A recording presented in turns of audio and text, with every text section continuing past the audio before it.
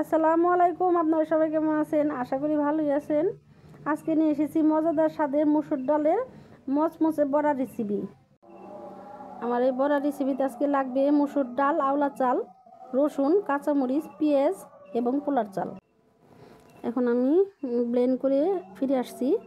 এখন আমি ডালের মধ্যে দিয়ে দেব রসুন ও মরিচের পেস্ট। রসুন মরিচের পেস্ট এখন ডালের মধ্যে দিয়ে দেব আমি সবটাই।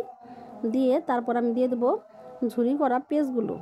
এখন এখানে কিন্তু অনেকটা পেঁয়াজই দেবো, কারণ বড়ার মধ্যে কিন্তু পেঁয়াজ না হলে মোটেও ভালো লাগে না, খাইতে সুস্বাদু হয় না এবং কি ভালো লাগে না। ভরে ভরে 1 চামচ আদা বাটা, পরিমাণ মতো লবণ, আর আদা বাটাটা আমি দিয়েছি কিন্তু 3/4 চামচে, আর ছোট চা চামচের 1 চামচ দিয়ে দিলাম আমি জিরা বাটা, আর একটু ধনিয়া পাতা। আমার ঘরে ধনিয়া পাতা ছিল না, একটু আমি নিজের আর কি দেশাল, যে কেউ বলে বিলাতি পাতা, আমি সেই ধরনের একটু ধনিয়া পাতা দিলাম।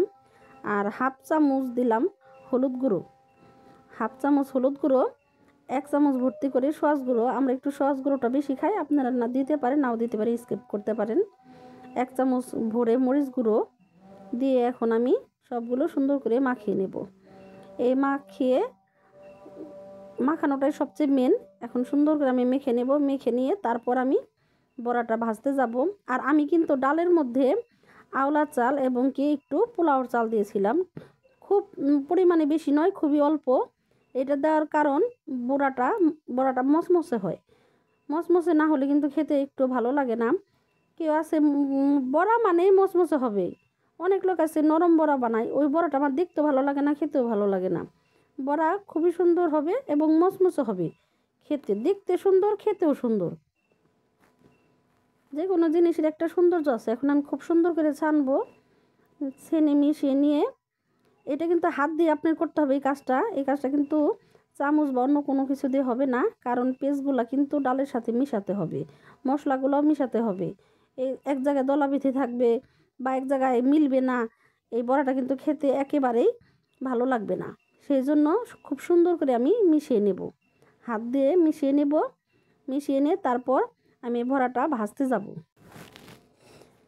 এই আমি যেভাবে ব্লেন্ড করছি, এই ডালটা কিন্তু আপনি ইচ্ছে করলে এই চাল কুমড়ার পাতা দিয়েও বড়াটা বানাতে পারবেন, বা মিষ্টি কুমড়ার ফুল দিয়েও বড়াটা বানাতে পারবেন। আমি আজকে এমনি বানাবো, আজকে আমি কিছুই দেবো না। আর আমার কাছে লাগছিল কি মুখে দিয়ে লবণটা একটু কম, তার জন্য আমি আরেকটু লবণ দিয়ে দিলাম। আজকে লবণ দিয়ে এখন আবার খুব সুন্দর করে মিশিয়ে নেব। মিশিয়ে নিয়ে তারপর আমি বড়াটা ভাজবো। আর আমি কিন্তু এর মধ্যে ফ্রাই প্যান চুলোতে দিয়ে দিয়েছি, তেলটা গরম করতেও দিয়েছি। আজকে আমি ভাজবো সরিষার তেল দিয়ে। মসুর ডালের বড়াটা কিন্তু সরিষার তেলে ভাজলে খুব খেতেও ভালো লাগে আর অনেক ক্রিস্পি হয়, মুচমুচে। আমি তেলটা গরম হইতে দিছি, এর মধ্যে আমি ছেনে রেডি করে নিচ্ছি বড়াটা রেডি করে এখন আমি ভাজতে যাব। আমার তেলটা গরম হয়ে গেছে, আমি বড়াটা দিয়ে দিচ্ছি।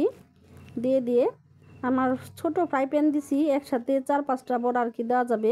বড়টা দিইনি, ভুল হয়ে গেছে, যাই হোক আমি আরেকটু বেশি দিতে পারতাম। বড়টা দিলে আমি ছোটোটা দিছি, ছোটোটা আর কি হাতের কাছে পাইছি দেখে ছোটোটার মধ্যেই দিছি। এখন আমি বড়াগুলো খুব সুন্দর করে ভেজে নেব। ভেজে নিয়ে উল্টিয়ে পাল্টিয়ে ভাজবো, কারণ এই বড়াগুলো সবসময় খেয়াল রাখতে হবে যাতে পুড়ে না যায়। পুড়ে গেলে কিন্তু বড়ার স্বাদই নষ্ট হয়ে যাবে, কালারও নষ্ট হয়ে যাবে। সেই দিকটা খেয়াল করে আমার উল্টিয়ে পাল্টিয়ে ভেজে নিতে হবে। কিছুক্ষণ পর আমি এখন উল্টিয়ে নেব। এক পাশ আমার ভাজা হয়ে গেছে অলরেডি। এখন আমি উল্টিয়ে নিয়ে আরেক পাশটা আমি খুব সুন্দর করে ভেজে নেব। উল্টানোর সময় আপনারা খেয়াল রাখবেন তেল যাতে ছিটকে না আসে। কত সময় দেখা যায় ভাজাভাজি কাজটা করতে গেলে মানুষের হাতে মুখে ছিটে আসে, সেই দিকটা খেয়াল করে তারপর আপনারা ভেজে নেবেন বড়াগুলো। নতুন গৃহিণী যারা, তারা কিন্তু উল্টাতে গেলে খুবই কষ্ট হয়। যাই হোক, আর যদি কখনো দেখবেন যে আপনি উল্টাতে পারতেছেন, আপনি হাতলটা ধরে নেবেন। দেখা যায় কত সময় উল্টাতে গেলে আপনার পড়ে যাওয়ার সম্ভাবনা থাকে ফ্রাই প্যানটা উল্টে, সেই রিস্কটা নিতে যাবেন না। আমি কিন্তু এক ব্যাচ আমার প্রায় হয়ে গেছে, আমি কিছু মাঝখান থেকে উঠিয়ে ফেলতেছি। আর যেগুলো আমার একটু কম হয়েছে সেগুলো আমি আর একটু ভালো করে ভাজবো। আর আমার ফ্রাই প্যানটা কিন্তু ছোট, আমি একটু জায়গাটা খালি রাখবো না, সেই জন্য আমি আর কয়েকটা আবার এর পাশেই দিয়ে দিয়ে আমি ভেজে নেব। আর কয়েকটা আমি দিয়ে দিতেছি। আমি কয়েকটা ব্যাচ এভাবে ভেজে আপনাদেরকে দেখাবো আমার বড়াগুলো কেমন হয়েছে। অলরেডি আমার বড়াগুলো ভাজা শেষ হয়ে গেছে। আমি যতটা আমার প্রয়োজন এখন আমি একটু ভেজে নিলাম। আর যতটা আমার ডাল আছে আমি একটু পরে ভাজবো। এখন আমি যেগুলো আমার প্রয়োজন আমি সেগুলো ভেজে নিছি, আপনাদের দেখাচ্ছি আমার পরিবেশনটা। আমি সাথে একটু শুকনো মরিচ ভেজে নিছি। এরকম মজাদার বড়া রেসিপি বাসায় একবার হলেও ট্রাই করে দেখতে পারেন। এই রেসিপিটা যদি একটু ভালো লেগে থাকে অবশ্যই লাইক এবং সাবস্ক্রাইব করে দিবেন। আজকের মতো এ পর্যন্তই। আল্লাহ হাফেজ।